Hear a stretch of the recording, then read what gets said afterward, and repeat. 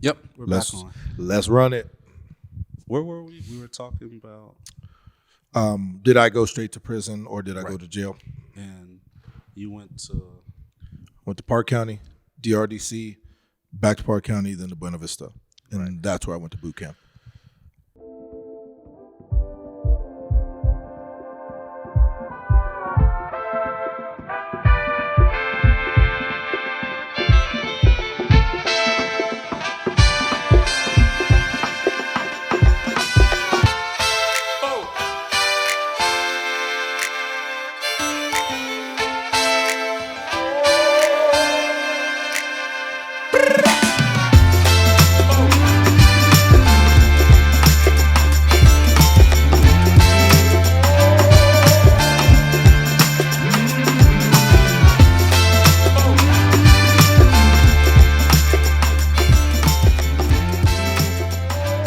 Welcome to Consequences of Our Culture podcast.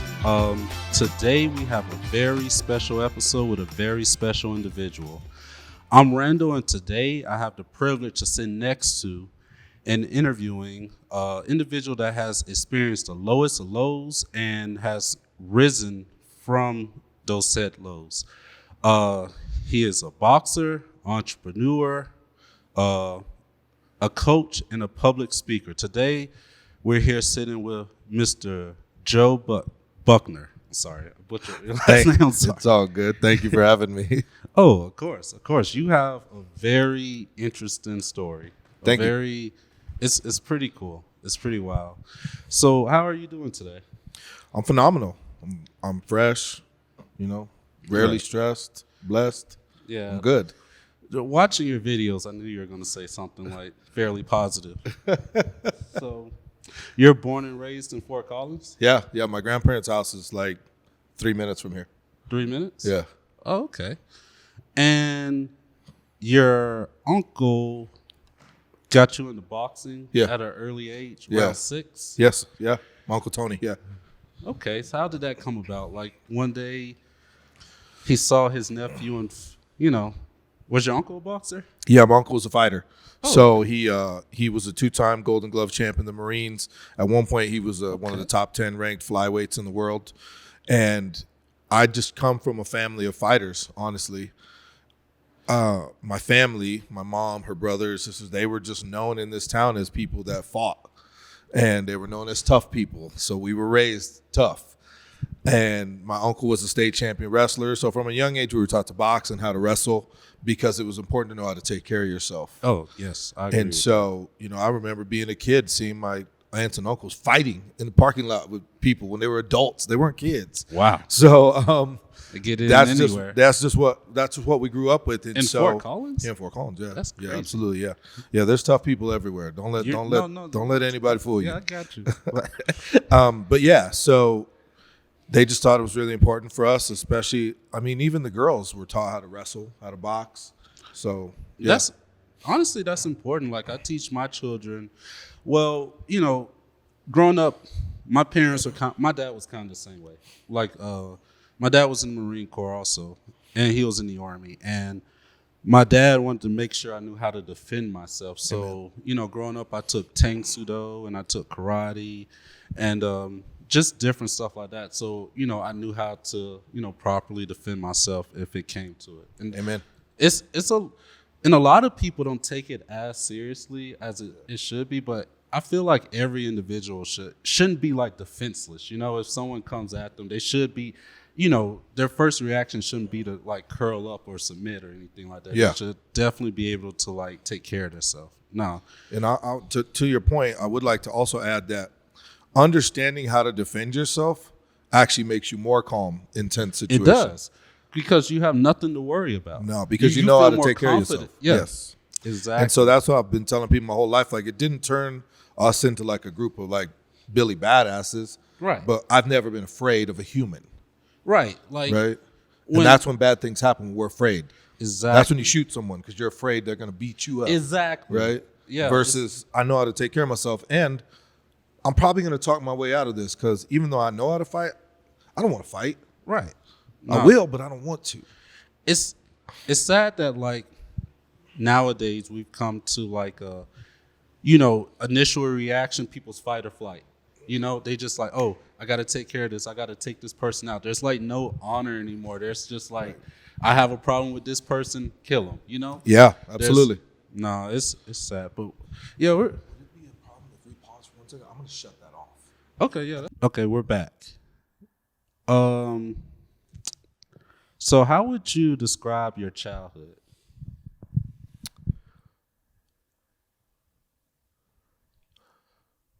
Not easy, Not easy. like a lot of people's. My father was 16 and my mother was 18 when I was born.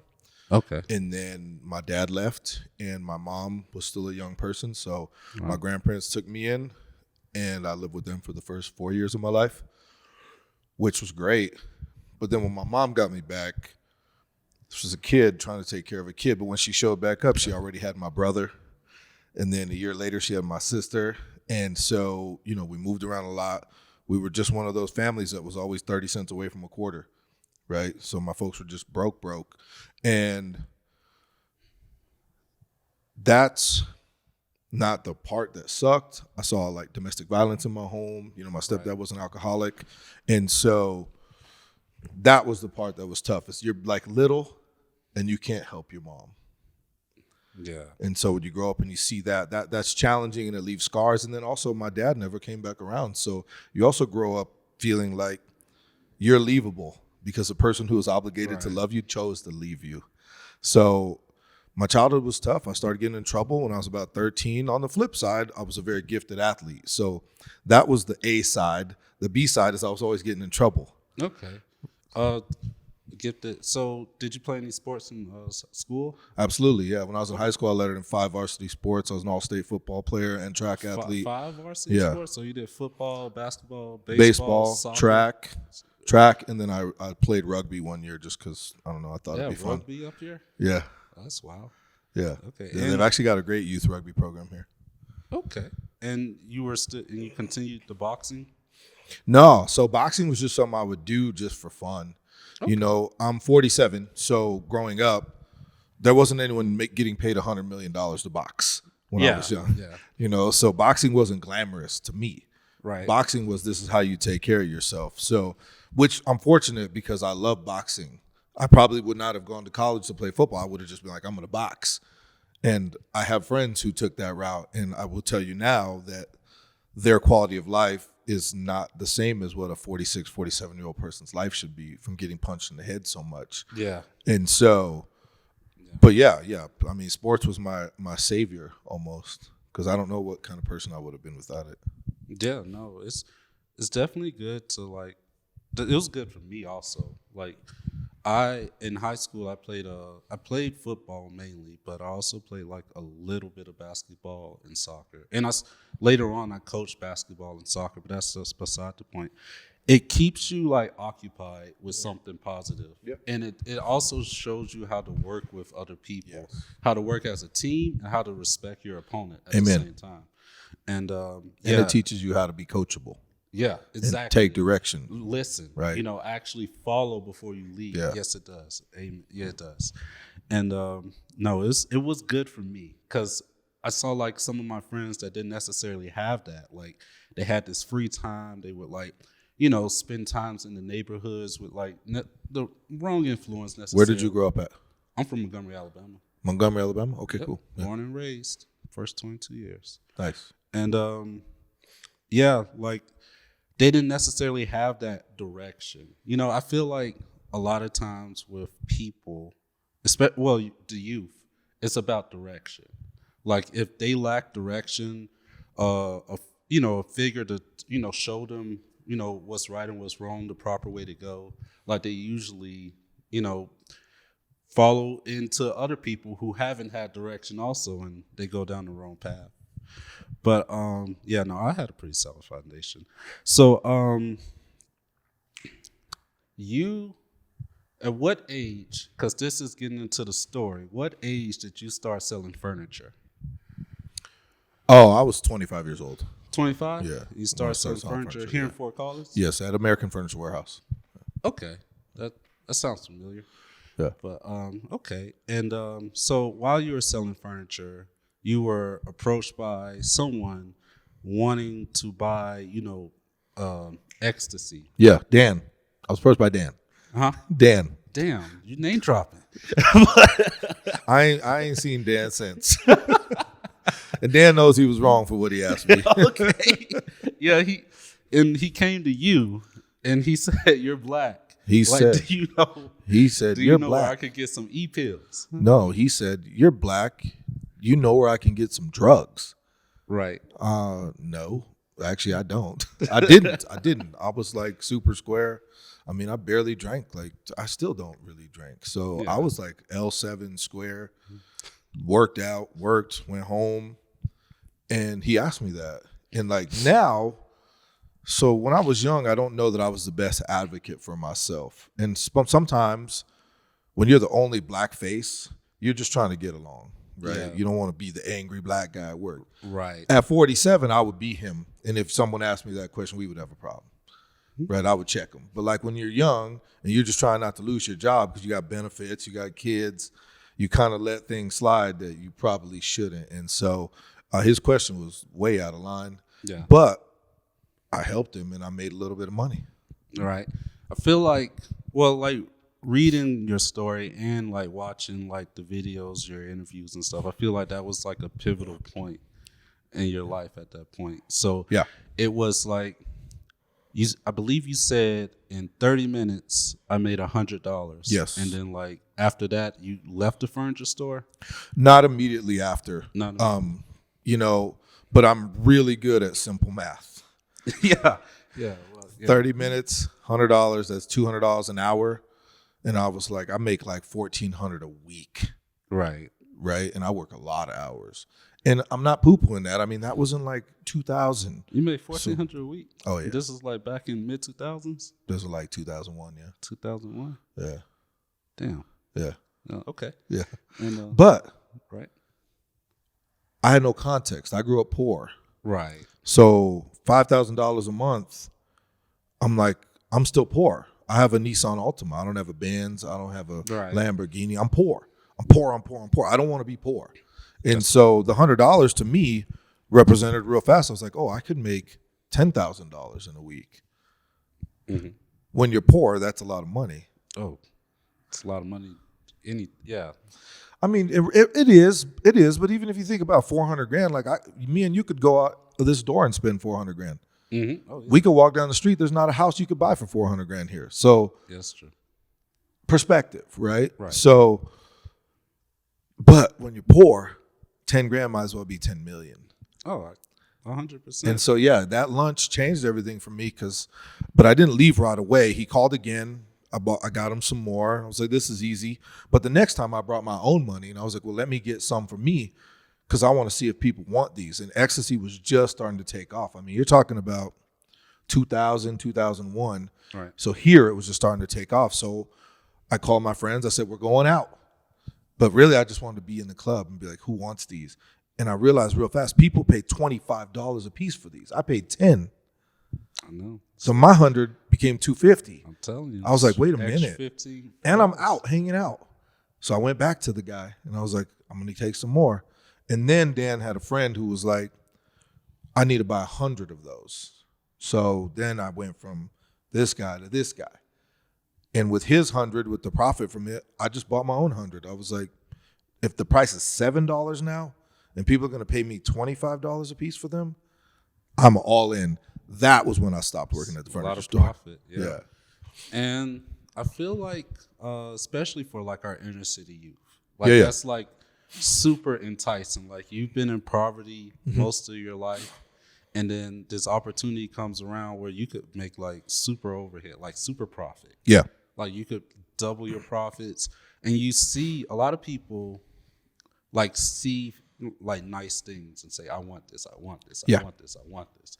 And when you finally get the opportunity to get that and grasp, like, you'll go for it. People will leave their jobs, they'll like move out their mom's houses to sell drugs. And, but most of the time it's like it could last for a long time, but most of the time it's temporary, honestly. Always temporary. It's like, because you don't like drug dealers don't retire, No. It's No. like The 401k is garbage. Yeah. For drug dealers. Yeah. So, okay. So how long were you doing that before you got caught? So I was a solid 3 years. And I want to make a clarification. I never got caught. Okay. I got told on. Damn. There's a difference. Yeah. Damn. There's a difference. I never got caught. Was it Dan?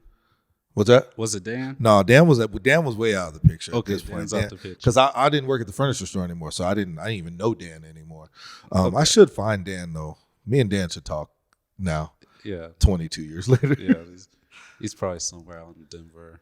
Yeah, who knows? But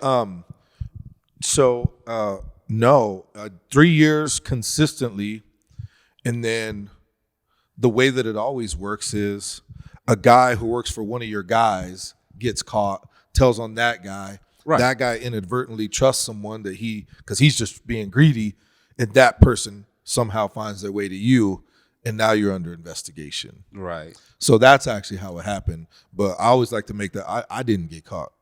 I was on my game. I didn't get caught. Damn. Okay. So so one day you're just at the house, at the crib, minding your business, what is this? You're talking about this is probably like 2004. You're probably watching King of the Hill or something like that, and they just bust in and get on the ground and No. So God, I don't mean to even. I'm not trying to glorify any of this. I'm just trying to share real. 100%. So it's terrible. When you reach a certain level of that, someone's always watching you. So when I'd go out to walk my bulldog, I'd bought an English bulldog. I'd always dreamed of having. I'd walk him. I would see unmarked cars down the street. Sometimes I go talk to him. Hey, what's up, y'all? I see you. Hope you're having a good day. And they, kind of side eye me, but I want you to know I see you. I'm not going to do a drug deal in the middle of the street. So you're wasting your time. But I was going to the mall, actually. I was driving to the mall to buy an LA Clippers starter jacket because I was meeting a young lady out at the nightclub. The Clippers? Yeah, you remember back then, the Clipper jacket was that kind of red with the blue and white around the elbow, said Clippers on it. Just a fly jacket. Okay. I didn't give a dang about the Clippers. The jacket was cool. Yeah, I was going to grab the jacket because I was going to go out that night, and I was meeting, my friends and a young lady, and I pulled out, and I saw a car following me. Cool. They follow me a lot. I don't care. I don't have anything with me but some money. And then, we're playing the little game. I'm trying to lose them because I'm just messing around. And then a marked car jumps on at Shields and Prospect. And I'm like, oh, this is interesting. Whatever. Still don't care. Long story short, they pulled me over because my tags were expired. I was slipping, right? So actually, I did get caught this one, but I beat this case. So they pulled me over and, hey, because your tags are expired, we need to search your car. I was like, no, you don't. They said, well, yeah, we kind of do. And, oh, by the way, your license is suspended. My license was suspended. Dang. So you was riding real dirty. I had no clue. So they put me in the car and they said, well, now that we have you in the car, we can search your car. I said, okay, I literally don't care. What I'd forgotten was there was a backpack in the car that had 11 pounds of weed in it. Damn. And not the good weed that people get millions of. There's a weed shop across the street. Not that weed. Dirt. Like what was sold in 2000s. Yes. Reggie. Yes. Bullshit. Yes. But that's all there was back then, right? So so that's what was in the trunk, and I'd forgotten about it because I was supposed to drop it off early in the day, but I was just at home playing Madden. And I just laughed. I saw him grab the backpack, and I was like, whatever. So anyways, that's how it happened. But then they bonded me. I bonded out, and the search was bogus. All the things were bogus. So I ended up beating those charges. But that's what happened. That's when things kind of started tumbling down. Oh, you beat those pounds of weed in the truck? Yeah. Damn, that's what's up. I mean, you again, with the right attorney, the cops still have to do things right. Correct. Right. There's proper procedure. Right. So just letting your dog run around the car and saying, oh, I found this, that's not right. And then the cop that actually did the arrest wasn't the cop that filled out the arrest report. The arrest report was a page long. For a drug stop, it should have been like 6 or 7 pages. So my attorney, I hired him. He's like, I'll beat this in court. He was a former district attorney. He's like, I'll beat this all day. I was like, great, go for it. Man, I had a good attorney, like divorcing my first wife. Probably the best attorney I've ever seen. But anyway. Yeah. The right attorney will make all the difference in the outcome. It's way different than like a public defender. Oh. But yeah. Yeah. But okay. So eventually, you know, you got caught. Mm-hmm. I mean, not caught. So you got towed on, and they picked you up. Yeah. And how did that feel? I'm guessing that was your first time in the back of a squad car. Oh no, I've been getting in trouble since I was 13. You're a wild boy. I was just looking for my way out. I get that. I just didn't want to be poor anymore. Yeah. So whether it was stealing or like I was doing little petty things. What actually happened was when I beat those charges, they immediately filed other charges that they'd just been holding since October of 2002. This was in 2005. Oh, they petty. They petty. Yeah. This was April 2005. They filed charges on something that they said I did in October of 2002. Oh. That was the guy that had been brought to me through the other guys. Yeah, they were determined. They were determined. And actually at my sentencing, the judge said it's obvious there was some malice involved with the filing of these charges because you could have taken him off the street in 2002. Right. But you let drugs continue to be sold in our community. You let this continue to go on. Why did you sit on these charges? Because they had a personal vendetta.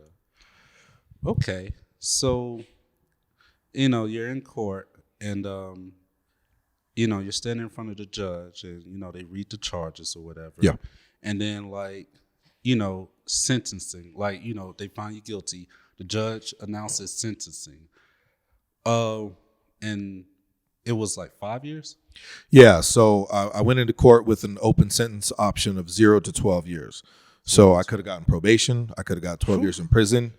And my public defender, because this time I was out of money, because I was out of the game already. Because the weed thing, I was like, I'm good. Like, I'm not doing this no more. So you were right? done. I was done. I worked at Safeway. Wow. Yeah. So when they filed these other charges, I was already like doing good. Trying to be an outstanding citizen. I was trying to be something. Yeah. And so I was broke. So I had a public defender the second time around. And I remember this joker tells me the night before, he's like, I looked at everything. Looks like you're going to get, intense supervised probation. So there's a lot of parameters, but you're going to be good. That's what your public defender said. Yep. This was at like 10 p.m. the night before. I said, all right, cool. He said, that's what the DA is suggesting. The judge does not have to take their suggestion. I was like, He said, but 90% of the time they do. All right, bet. So kiss my kids bye in the morning. I'm like, hey, dad's got court today. And then the judge said, 5 years in the Department of Corrections. Ugh. And I was in shock. Yeah, I was in shock. It must have hurt. I know that had to hurt, like especially having kids. Like absolutely, man. Yeah, that would kill me. So you're I'm sorry. So the judge met them in the middle, gave you 5 years. Did you go to jail or prison? So you go to the county jail for holding first, right?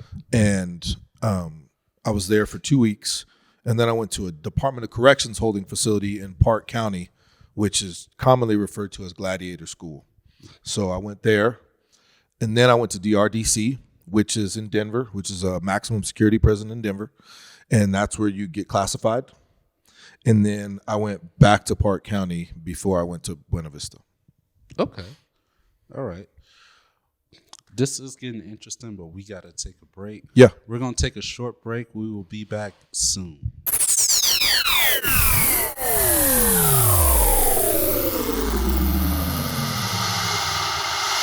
Okay, we are back. Very interesting conversation, and we will continue it. So, you went to these different, correctional facilities, and so how was it? What was it like in there? Like, did you have to fight? You being a boxer, did that help? Or was it just like chill? Like, I have no idea, you know? Yeah, no, it's a great question. Prison is its own little ecosystem. Okay. It's very political along racial lines. Right. Whites here, blacks here, Mexicans here, everybody else. Those are the three main groups. Right. Within those groups, like you could be black, but you might have been blood. You might have been a Crip. You might have been a GD. You might have been Vice Lord. So like within those little groups, you have your own little segmented groups. Right. So prison for me was easy. Okay. Easy in the sense of I didn't have problems. Right. Because I don't show up looking for problems. Good. Prison is the kind of place where if you carry yourself like a man, you mind your own business, you'll be good. So that's what I did. I just kept my head down. It's also a place where it's like the jungle. You can smell when someone's weak, and those are the people that get preyed on. God bless me. I've always had an air of confidence about myself. Like, I'm just not really him. Like, no one has ever tried to start a fight with me in my life. In your life? In my life. I'm 47 years old. I've never had someone try to start a fight with me. That's incredible. Ever. Wow. But like, some people just move with that energy, right? And it's not like I'm a badass. It's like, I don't know, I'm not out here looking for trouble, so why are you messing with me? Whereas you probably know some people, like I know people, like they fight all the time. They're constantly in stuff. And some of these dudes are bad dudes. I'm like, how are you always getting into fights? Oh, well, he tried to blah, blah, blah, and he came at me, and I'm like, that never happens to me. Right. So when I was in prison, it was the same. I mean, who wants to fight the guy walking around carrying a book and writing letters to his kids? Like, nobody wants to fight with that guy. He ain't doing nothing wrong. So that's what I did. I just kept my head down, got my boot camp appointment, and then I went to boot camp, and boot camp changed my life. Yeah. But prison's garbage. Oh, prison's terrible. I mean, I got paid $1 a day to clean the showers. Right. No. Prison is garbage. Prisons. And it's a business. It is. And if you don't know it's a profitable business. You need to know. People make money off of like having prisoners. I mean, you can invest in prisons. It's people own prisons. Like, it's important. Then there's governments that have deals with these prisons. Absolutely. That have a quota. They have to have a certain number of people. So it's kind of like they have an incentive to lock you up. Yeah. But yeah. Thank God for the 13th Amendment. Yeah. Yeah. What's the 13th Amendment? The 13th Amendment abolished slavery. Oh. Unless under the terms of you committed a crime. Yeah, that's true. Yeah, just watching, like, I don't know. I watched like a lot of prison reform stuff, and it's like it's crazy, you know? Like, people will sell like cocaine and get like probation, but people will sell crack and get like, absolutely 5 or 6 years. It's crazy. Like how weed, it could be perfectly like legal, able to smoke in Colorado, but if you do that in Georgia, it's a wrap, bro. Yeah. You get the fuck out of here. Yeah. Like, it's all messed up. Absolutely. But it's when you understand the economics of it, that it's a business. Yes. And you see why it's so corrupt and why it's 100%. like so fueled by this. But man, I forgot where I was going. Oh yeah. So the halfway house. Yeah. So were you selected off of good behavior? Was it random? Or did you just volunteered to, hey, I'm tired of this place. I'm tired of these cinder blocks. No, you don't get to decide anything. I didn't think so. Yeah, no. No. So there's a process. So for most people, the process is you go in, you start doing your time. After a certain amount of that time is up, you get reconsidered to go to parole. And you have to sit in front of a board and say, I'm sorry for all the things I did. And maybe, just maybe, they let you go home. These people that have never met you, and probably not a single one of them looks like you, get to decide whether you get to go home or not. My situation was different because I got the recommendation for that boot camp program. So I went to the Colorado Corrections Alternative Program for 100 days, which was a military-style boot camp run by some active and ex-military personnel, so Army, Marines, Air Force, and it was modeled after the Army's boot camp. So in that program, there was 3 phases. If you graduated, you could potentially get your sentence reconsidered. Wow. I started with 42 people in my group. We finished with 14. It's a hard program. My sentence was reconsidered, and they wanted to put me on probation, actually. They're just going to send me home. And I begged them to send me to a halfway house. I remember that. Yeah, they were offering you probation, and you was like, no, I'm not.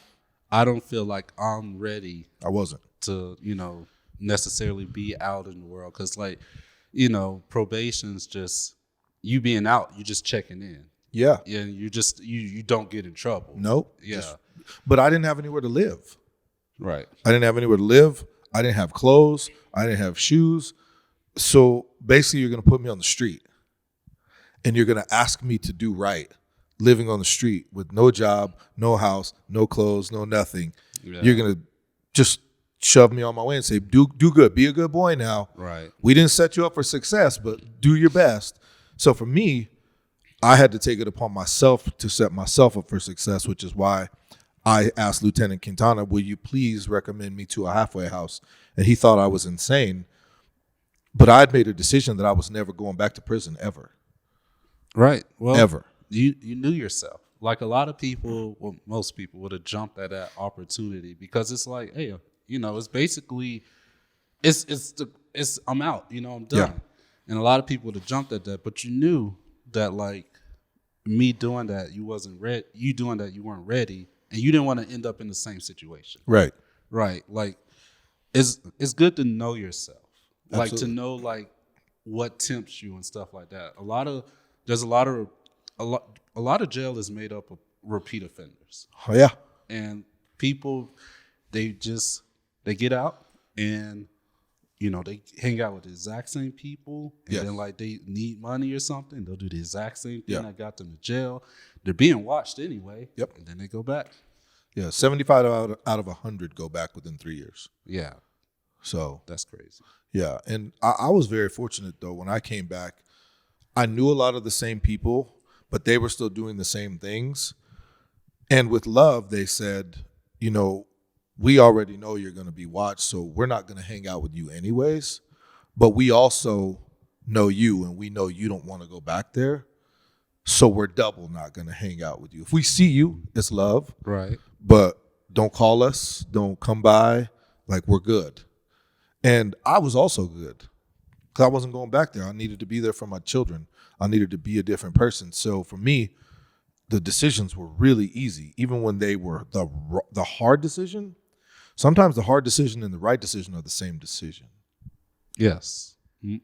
A lot of the time. So going to the halfway house wasn't awesome. But I had a place to live. I got to eat. I got to get back on my feet before I went out on my own. Right. And that's what I needed. Yeah, it was a good like step. Like it wasn't just like out into the cold. It was like a gradual transition. Yeah. And I wasn't going to be tempted to break the law. Right. But I was going to be tempted to figure out how to make decisions out of desperation. How am I going to eat? Where am I going to stay? That requires me to go out and make money. I don't have a job. And it's hard for a homeless person to get a job. Yeah. No house, no phone, how do we call you for the interview? How do we we don't think about these things that are stacked up against people when they come out, and at the same time, they're not being told, here's what it's going to look like when you come out. It's just you're free. Yeah. A lot of people don't consider other people's problems. They just go through life and they're only worried about themselves. They don't see like necessarily like a ex-con not getting a job, an issue. They're quick to say, oh, he put himself in that situation. Yeah. But, understanding that like anyone is just a couple of bad decisions from being in jail. Yeah. Like there's like known lawyers that go into jail, Yeah. Like, and it's hard for people. I mean, like you want them to be a contributing member of society. they need to do something. They can't just like be outside with no money, either, contributing to being the homeless or like, stealing or something like that. So, no. If you think about it, like most adults at some point have done something that could have put them in jail. Yeah. And I'm not even talking about egregious things. I'm talking about it's Thursday. There's going to be a lot of people at the Rio tonight, and I doubt many of them are going to take Ubers. Right. The cops could literally sit out there and pick people off one after the other. And some of these people are upstanding members of the community, all that, whatever. You just haven't been caught. That's the difference. You just haven't been caught driving your Lexus home after you had 3 margaritas at the Rio. God bless you for not getting caught. I don't wish bad on anybody. But don't put yourself in the I don't ever do anything wrong category, because you're just one decision away from being just like the rest of us. Man, that's irresponsible. 3 margaritas at a Mexican restaurant? Mexican margaritas are great. People do it a lot. Yeah. No. A lot. So at the halfway house, you called up your children's mom. Yeah. And you asked, can you see them? Was that your first time seeing them in like a long time? Or so my mother had brought them to my boot camp graduation. So I did get to see them when I graduated from boot camp in April of 2006. They had a graduation.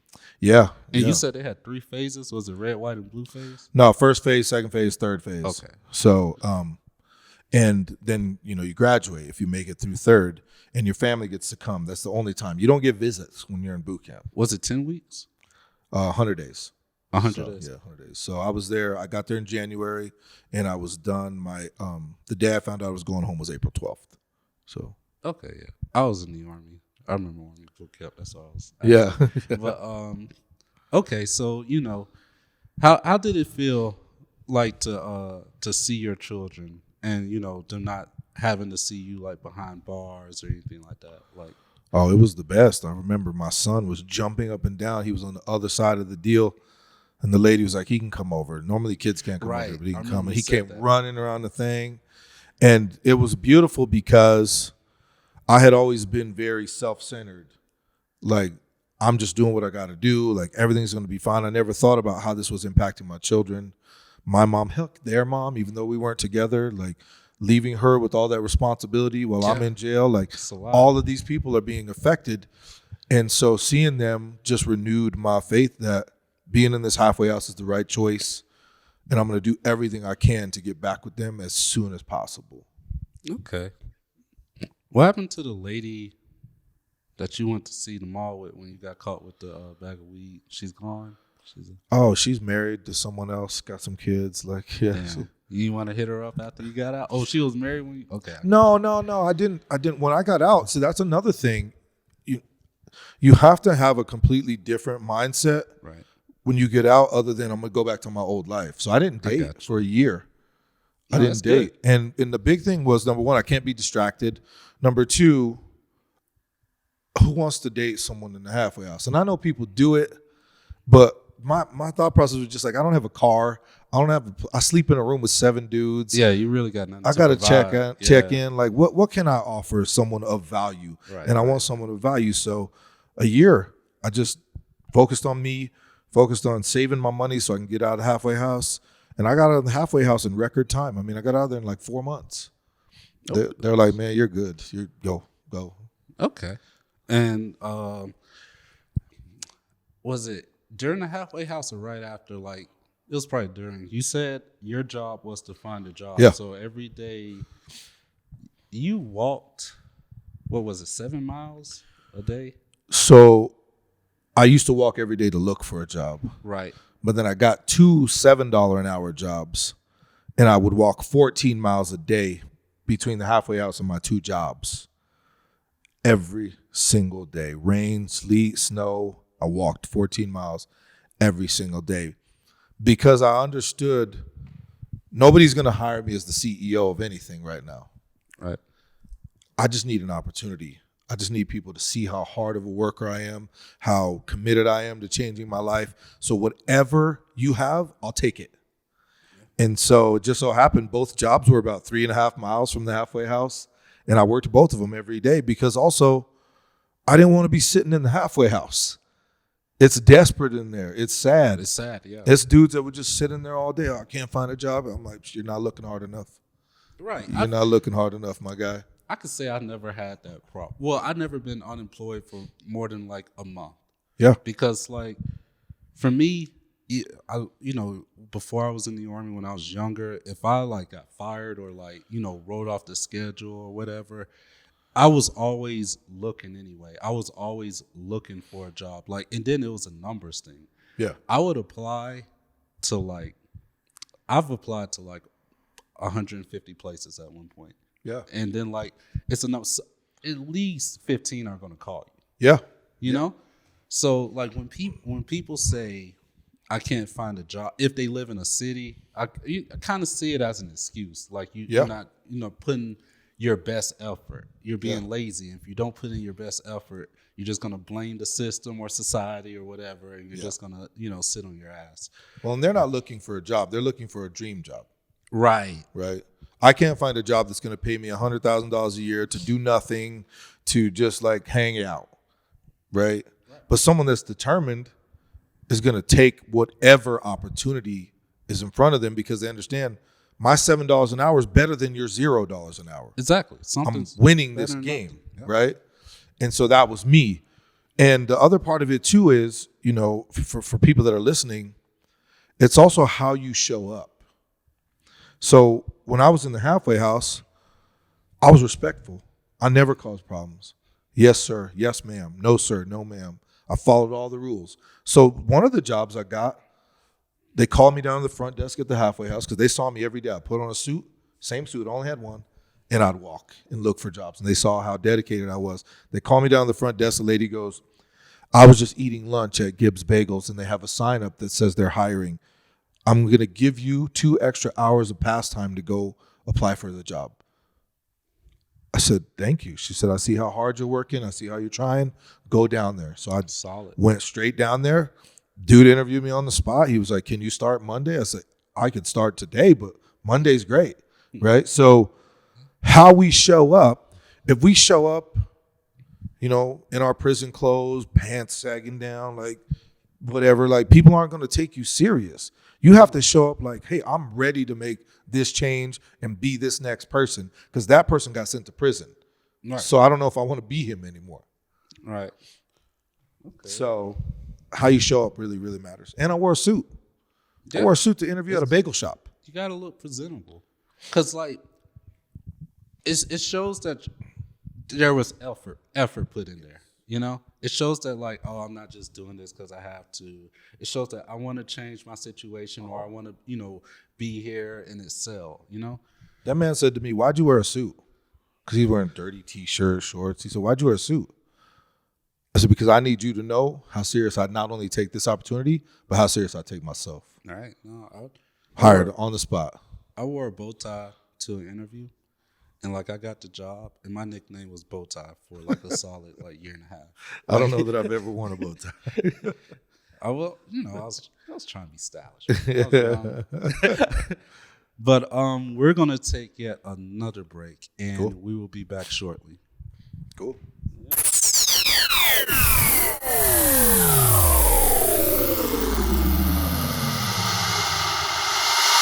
All right, we are back with Mr. Joe Buckner, and so you did these jobs, you made money. Eventually, I'm guessing like you got to a very sustainable lifestyle, and you felt it on your heart, or you had a passion for it, and you was like, boxing. I want to open a boxing gym, or how did that? Well, I don't know. I'm guessing. How did that go about? In 2013, I helped open a place called Title Boxing Club, which is out south. Title? Yeah. Okay. And it was the first time in my life I'd ever seen regular people boxing. Now, they're not boxing, but, hitting like bags. And, working out with gloves on. Got you. And I just fell in love with the idea of, teaching boxing for fitness.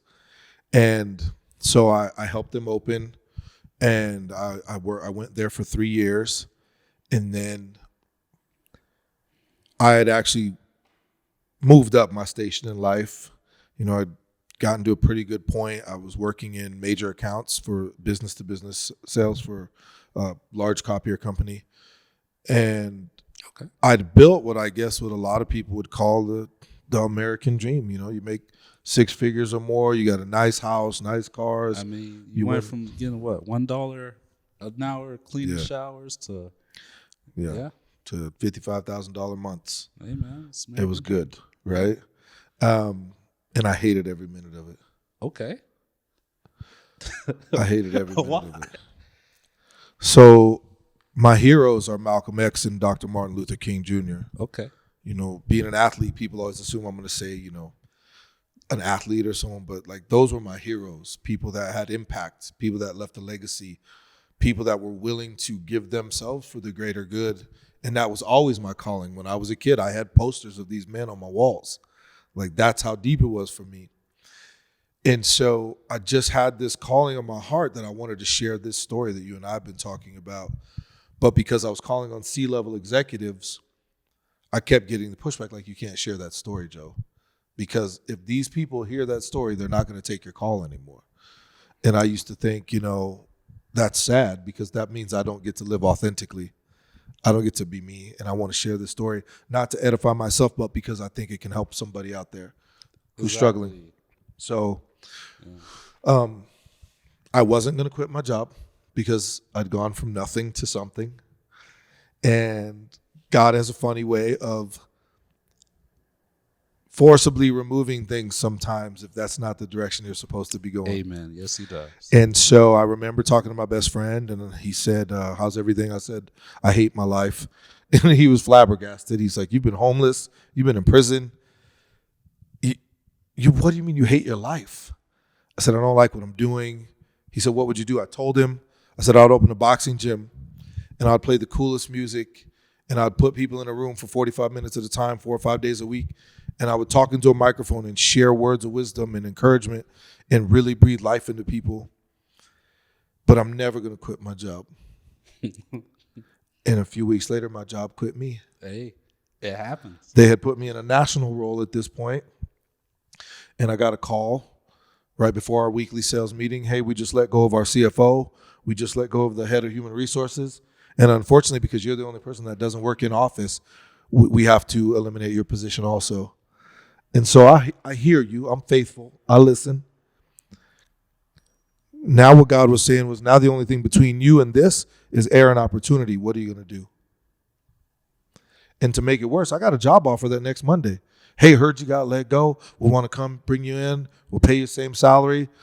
And so that was also, God allows us to be tested. God doesn't test us. He allows us to be tested, right? So that test was put in front of me because I had set my mind. I had a fiance at the time. I said, I'm going to open a boxing gym. I'm not going back to work. And she broke up with me. She said, I'm not going through that. Damn. She broke up with me. I said, I understand. I get it. Security is important to you, but I have to do this. I have to try. And that was 6 years ago. Within 2 months, I had the gym open. I didn't know my butt from my elbow when it came to running a business, but I knew I wanted to help people. I knew I wanted to serve people, and I knew that if I kept that as my North Star, I would probably be all right. And here we are 6 years later. Yep. I believe in God. And I believe, like, if you're a good person and, if you continue to be good through, like, the trials and tribulations, God will definitely reward you. If you don't, like, waver too far, and you continue being a good person, God will always, like, deliver. And you're right, like, God will put you in a position, like, I've lost jobs, and then, like, God has put me in somewhere else I've lost jobs, have to work lesser jobs, like lesser pay, had to go down. Like, I had one job, let's say I was making about like 65 a year. And this was in like Georgia, so it's a little better than here. 65 a year, like too much here. But anyway, like then I lost that position, and I had to go down, and I had to work like at hotels and apartments. And then like another opportunity came in my prior sector, and I got paid, twice as much as I was getting paid at the prize job that I had. So, God will definitely like put you in a position, and you just got to constantly believe and have faith. So, Yeah. and did you say 2016? 2016, yeah. Right. In 2016, you opened Beautifully Savage. Okay. Why'd you choose the name Beautifully Savage? It was a representation of your life, or Sure. okay, I never intended to just open a gym. My goal is to build a brand. okay, A brand that's easily recognizable through the logo, through the name, through the apparel branding, through the way we present ourselves on social. I wanted to build a brand that was bigger than the four walls that we sit in. And I've always had an eye for like what's cool, what's coming. And I understood that if I called it Fort Collins Boxing, well, unless you go to Fort Collins Boxing, you're never going to want to buy a t-shirt or a hat or a sweatshirt. right? Plus, that's just not sexy. No, not at all. And people need to be able to attach emotion to something to really stick to it, right? So boxing is beautiful. Like really it is. When you watch great fighters, combatants, it's beautiful. But it's also incredibly savage to ball up your fist and hit someone until they're unconscious. It's savage, right? Life, for the most part, is beautiful.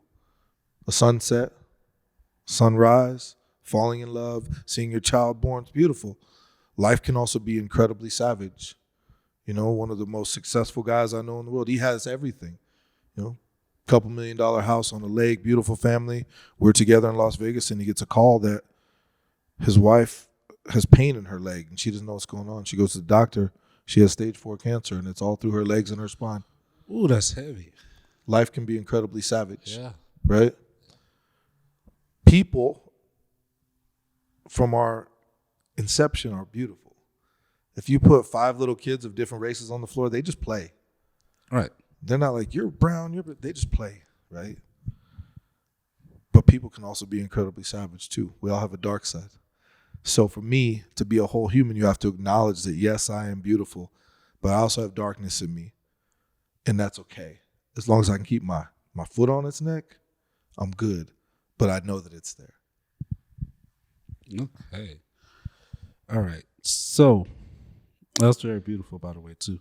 And life is beautiful and savage. There's a constant balance. Like there's yin and yang. But other than that, what is the hardest? Well, what was the hardest part of running this place, other than losing your fiance?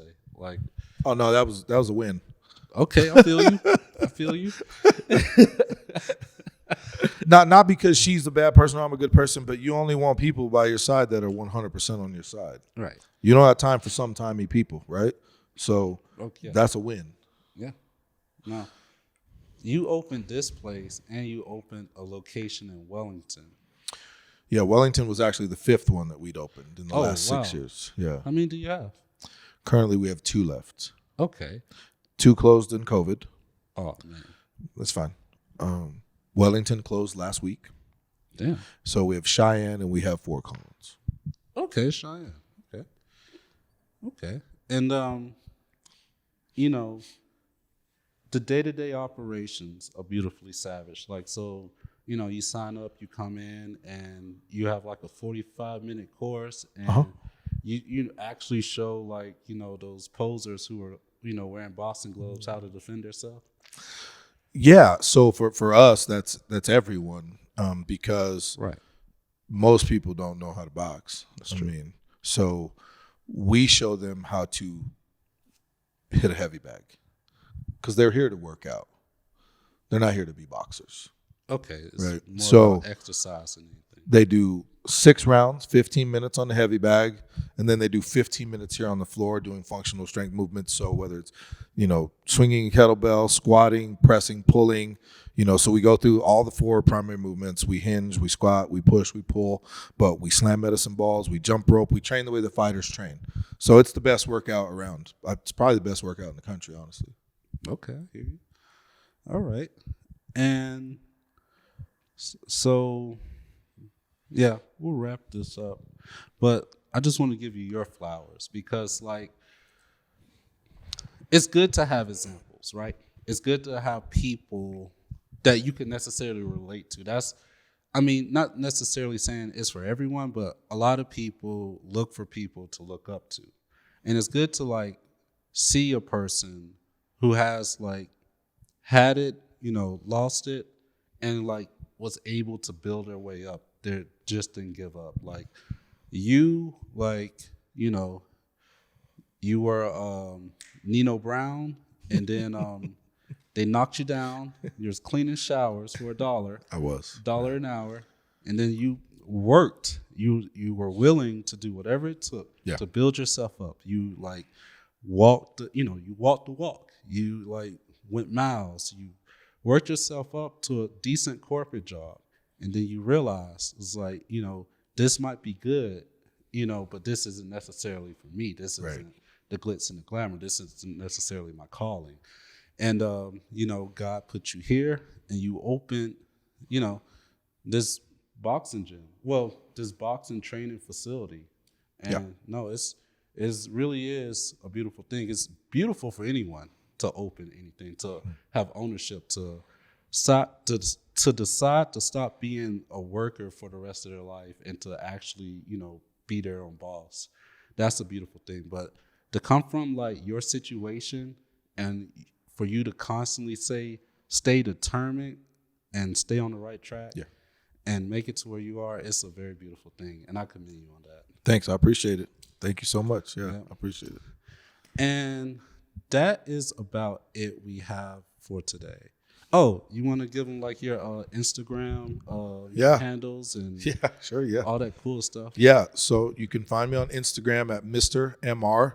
Joe Buckner, on TikTok at Joe Buckner, and I have a Facebook fan page too. It's also Mr. Joe Buckner. Or if you want to connect with me straight up, go to mrjoebuckner.com, shoot me an email. I reply to all those personally.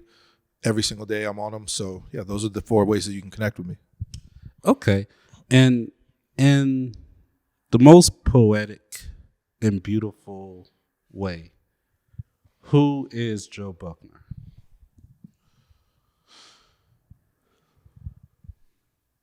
Joe Buckner is a father, a grandfather, a son, and a man who wakes up every single day trying to figure out how he can leave every person in place better than he found them.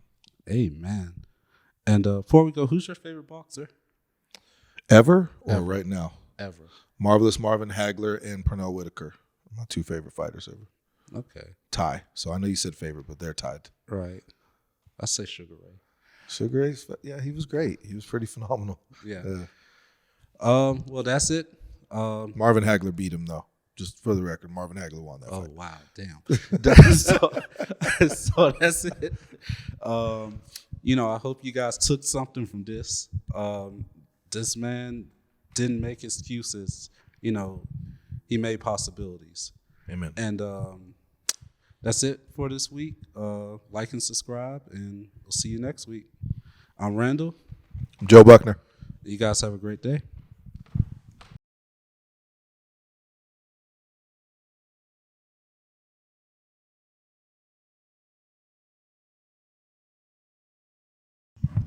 Testing. Yeah. Okay. You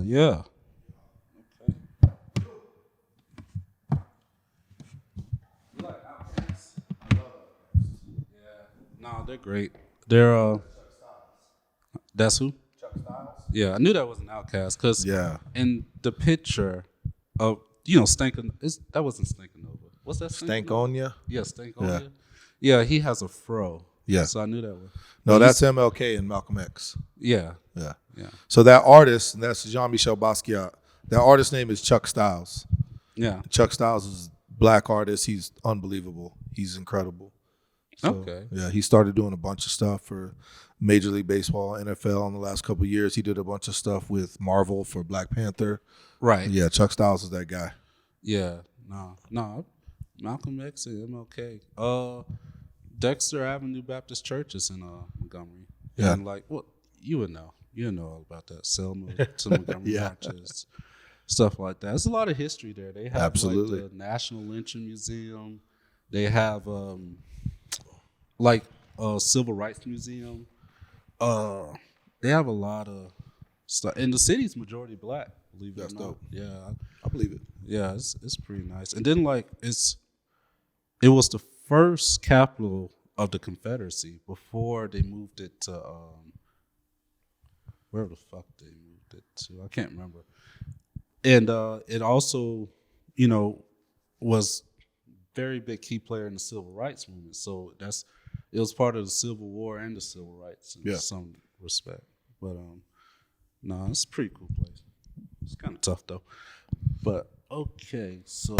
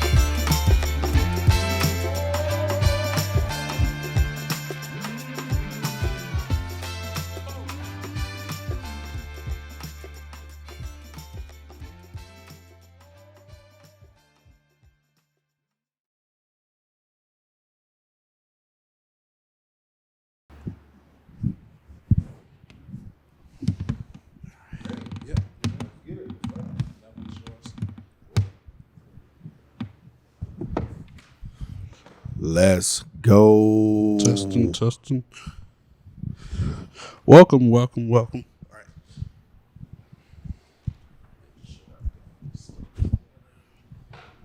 So do I just look into this? You can look Or at do I that, look or at you can, whichever you're more comfortable with. Okay. Honestly. Yeah, it doesn't matter.